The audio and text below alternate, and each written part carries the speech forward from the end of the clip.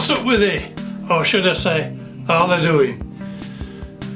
Welcome to the Steel City Man channel and Walk a Mile in My Shoes.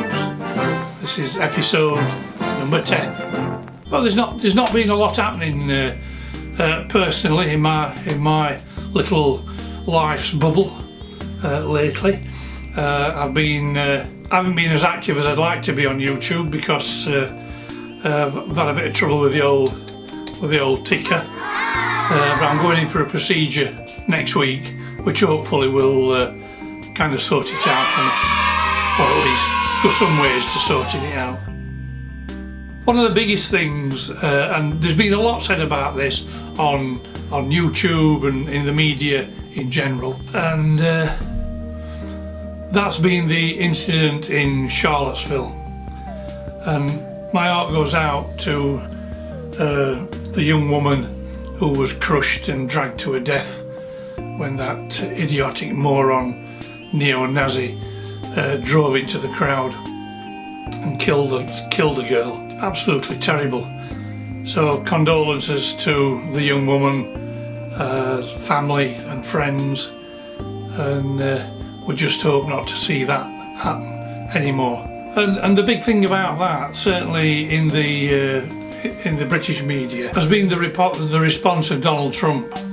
Now, initially he blotted his copybook yet again by putting the blame for what happened equally on both sides, on the neo-Nazis and the anti-fascist march, the demonstrators against the Nazis. Excuse me, how can you blame somebody for standing up against a group of swastika-waving, hatred-spouting Nazis? Any decent person would have been on that rally protesting against the Nazis. It's absolutely disgusting to put any amount of blame on that. And you can say what you want. You know, if I offend any Nazi supporters by saying this, then tough. These are my shoes you're walking in for a mile. If you don't like it, take them off and go away. I think it's absolutely disgusting in this modern society that it's allowed swastika waving Nazis are allowed to walk down the street spouting hatred against Jews and black people and homosexuals. It is absolutely disgusting. And I think in a speech that Donald Trump made today, he said that the divisive factor in American society today is the media and fake news. What a load of cobblers. What an absolute load of cobblers. Fake news? My goodness. Haven't people learnt yet to take whatever the media says with a pinch of salt? Everything the media does is sensationalised. It's all about money. It's all about getting people to buy the papers. It's all about getting people to watch the TV newscasts. And the media is generally run by right-wing groups anyway, so you're not going to get a lot of truth out of them. I think the only divisive factor in American society is racism. America's still got, to my mind, has still got that huge north-south divide. And it's not about economics, it's purely about racism. I think, honestly, what with the KKK and other neo-Nazi groups, not saying they're exclusively in the South, certainly the KKK has got a good grounding in the South. To allow groups like that to flourish, I think it's disgusting. They might very well be illegal to belong to groups like that, but as far as I can see, nothing's been done to stop the membership.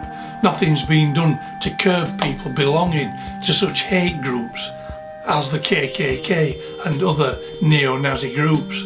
I honestly think if slavery could be brought back, the southern states would actually bring it back.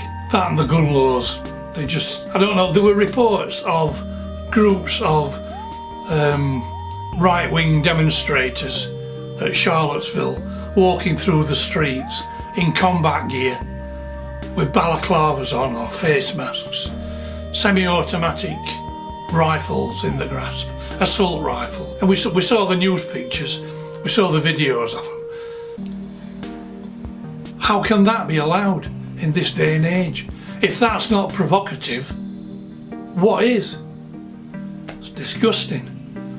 It's pathetic, it's disgusting. No, I think it ought to be stopped. It ought to be made illegal to belong to any far-right group. And if it's proved that you belong to a group, you should be locked away for a considerable time. You should be taken off the streets. But that's enough about right-wing extremism. We've seen it here in GB. We're watching it at present in the US, and I just don't think there's any place in a decent society for such groups.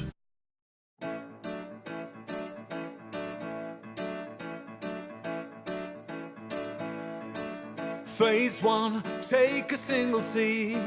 A little rain, a little sun, that's all you need. One small germ of an idea.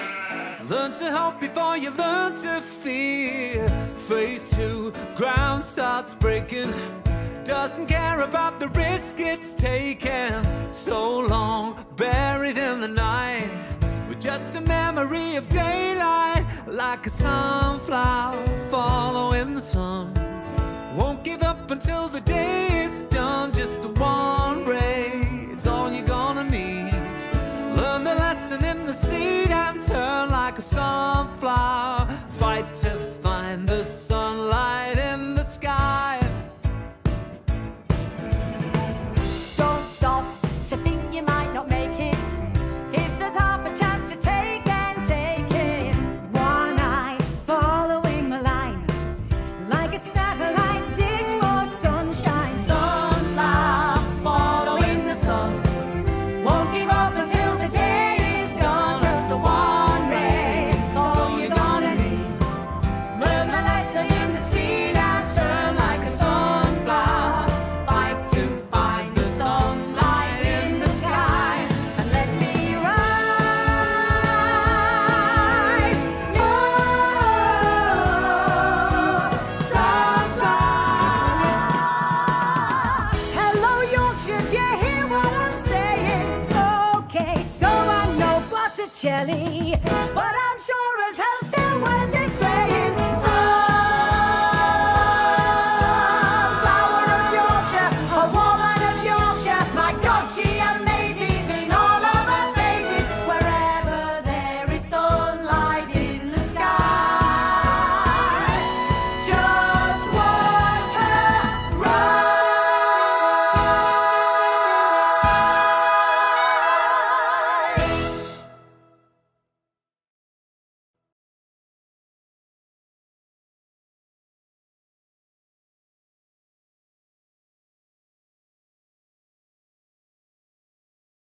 The other thing that's been in the news, certainly this last week over in GB, is the fact that it's the anniversary of Princess Diana's death. Now, I'm not a royalist, as regular watchers will probably realise. I've no sympathy, I've no connection with the royal family at all. But Princess Diana was a decent woman. She was actually Colonel-in-Chief of my regiment, 1318th Royal Hussars, when I were in the army. And she used to visit the regiment on a regular basis. She was a much loved woman, the Queen of Hearts, the People's Queen. She got loads of titles like that, and it was a great sorrow descended on the nation when she died in that tragic car accident in Paris. And the boys, William and Harry, they've been speaking out this week about their feelings about the whole thing, from being a 15 and an 11-year-old up to the feelings of the present day. I shan't be watching it. I sympathise with the fact that they lost their mother, so have many other people, and it's a case of deal with it and get on with it. That's enough about that. Yeah, I think that's the two main things that's happened in recent weeks. What else? A few of my usual shout outs this time. Again, Action for Aging, Toni. Wonderful woman. There's a marvellous vlog dedicated to the autumn years of our lives. She's a very intense woman, very family orientated, and a marvellous vlogger. They're very well worth a watch. Details down below. Shardvixen, again, gaming channel. She does live streaming. She does vlogs as well, which are very interesting, very personal. They're worth a watch and all. So again, details down below. Harrison Fletcher, as ever, brilliant guy. Details down below again. But that's about it, I think, for today. The shout outs. I dropped down to 129 subscribers last week. I'm now back up 134. So thank you very much, folks. Don't forget, if you enjoy listening to this channel, please like, subscribe as well. And if you subscribe, don't forget to ring the bell. Then you can tell when I'm uploading again. I think I'm getting back on track with my uploading. So hopefully you should see at least another one this week. Maybe that rant I promised about young mothers. But there you go. Thank you again for walking a mile in my shoes and listening and watching to the Steel City Man channel. I'll catch you later, folks. Bye for now. Well, sounds a bit bitty, but it's going to have to do because I'm running out of time.